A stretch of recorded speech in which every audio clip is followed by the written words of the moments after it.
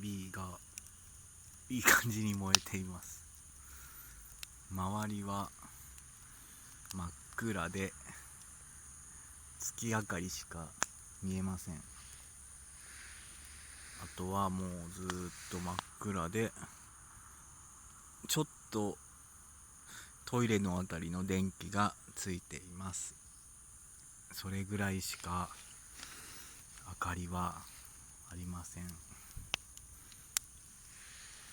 車もあんまり通らないので結構環境はいいですね。